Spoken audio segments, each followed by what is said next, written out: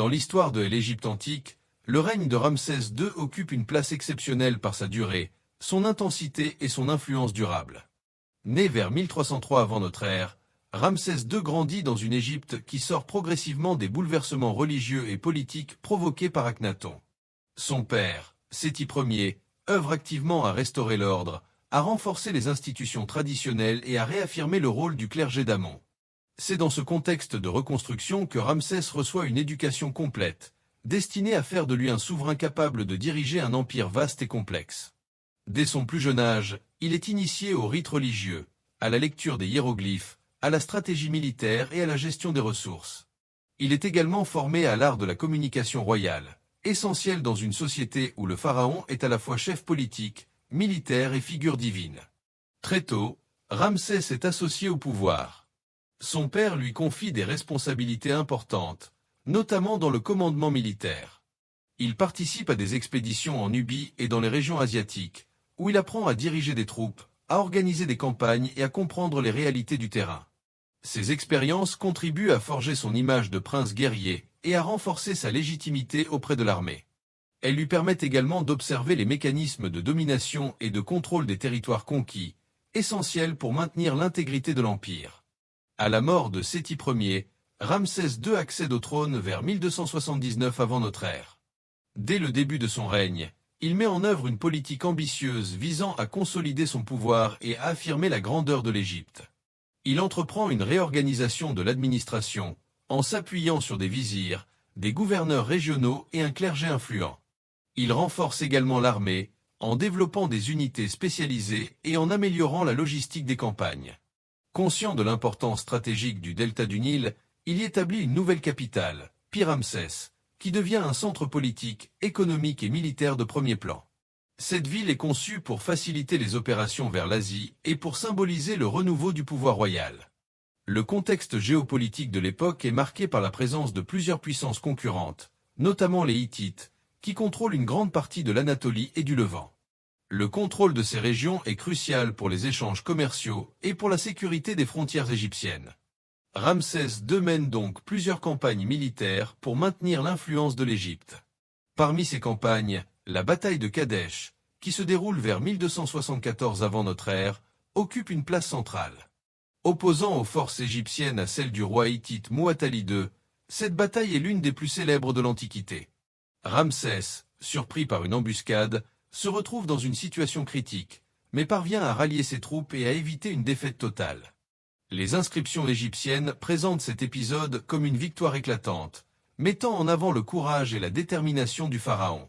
Toutefois, les analyses modernes suggèrent que le résultat fut plutôt indécis, chaque camp conservant ses positions. Malgré l'absence de victoire décisive, Ramsès II exploite largement cet événement pour renforcer son prestige. Il fait graver des récits détaillés de la bataille sur les murs des temples, accompagnés de représentations le montrant en héros solitaire affrontant l'ennemi. Cette utilisation de la propagande constitue un élément central de son règne. Ramsès comprend que le pouvoir ne repose pas uniquement sur la force militaire, mais aussi sur la perception qu'en ont ses sujets. En diffusant une image de souverain invincible, il consolide son autorité et dissuade les révoltes. Après plusieurs années de tensions avec les Hittites, Ramsès II conclut un traité de paix avec leur successeur. Cet accord, souvent considéré comme l'un des premiers traités internationaux connus, établit une alliance durable entre les deux puissances. Il prévoit notamment une assistance mutuelle en cas de conflit et des échanges diplomatiques. Ce traité marque une évolution dans la politique étrangère de Ramsès, qui privilégie désormais la stabilité et la coopération. Parallèlement à ses activités militaires et diplomatiques, Ramsès II mène une politique de construction sans précédent. Il fait ériger de nombreux monuments à travers le pays, dans le but d'affirmer sa puissance et de glorifier les dieux.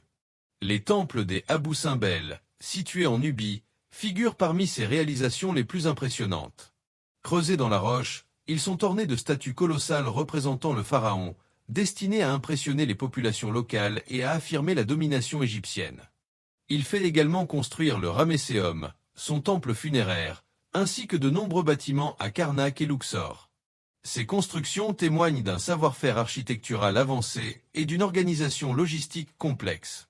Contrairement à certaines idées répandues, Ramsès II n'a pas construit les pyramides de Gizeh, qui datent de l'Ancien Empire. Toutefois, il s'inscrit dans une tradition monumentale qu'il s'amplifie considérablement. Ces constructions ne sont pas seulement des lieux de culte, mais aussi des outils de communication politique. Les inscriptions et les reliefs qui les ornent racontent ses exploits, renforçant son image de souverain puissant et légitime. Le mode de gouvernance de Ramsès II repose sur une administration centralisée, appuyée par des élites locales. Les vizirs supervisent les affaires civiles et judiciaires, tandis que les gouverneurs assurent la gestion des provinces.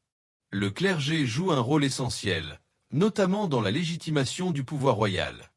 L'économie est principalement basée sur l'agriculture, rendue possible par les crues du Nil, mais aussi sur le commerce et les tribus. Ramsès veille à maintenir un équilibre entre ces différents éléments, garantissant ainsi la stabilité du royaume. Sur le plan personnel, Ramsès II mène une vie familiale particulièrement étendue. Il épouse plusieurs femmes, dont Néfertari, qui occupe une place privilégiée dans les représentations officielles. Il a de nombreux enfants, ce qui lui permet d'assurer la continuité de la dynastie. Sa famille joue un rôle important dans la vie politique et religieuse, contribuant à renforcer l'image d'un pouvoir stable et prospère. Le règne de Ramsès II se caractérise par sa longévité exceptionnelle. Il gouverne pendant plus de 60 ans, ce qui lui permet de marquer profondément l'histoire de l'Égypte. Cependant, cette longévité pose également des défis, notamment en matière de succession. Plusieurs de ses héritiers meurent avant lui, ce qui complique la transmission du pouvoir. À la fin de sa vie, Ramsès est âgé et affaibli, mais il conserve son statut et son autorité. Il meurt vers 1213 avant notre ère et est succédé par son fils Mérenptah. Sa momie, retrouvée et étudiée, fournit des informations précieuses sur son état de santé et son âge avancé. L'héritage de Ramsès II est immense. Il laisse derrière lui un empire stable, des monuments grandioses et une image de puissance qui traverse les siècles. Son règne est souvent considéré comme l'un des sommets de la civilisation égyptienne. Ramsès II incarne une conception du pouvoir fondée sur la combinaison de la force militaire, de la diplomatie, de la religion et de la représentation symbolique. Son utilisation de l'architecture et de l'art comme outil de propagande témoigne d'une compréhension fine des mécanismes de légitimation du pouvoir. À travers ses actions, il a contribué à façonner une image durable de la monarchie égyptienne, faisant de lui l'un des pharaons les plus célèbres de l'histoire.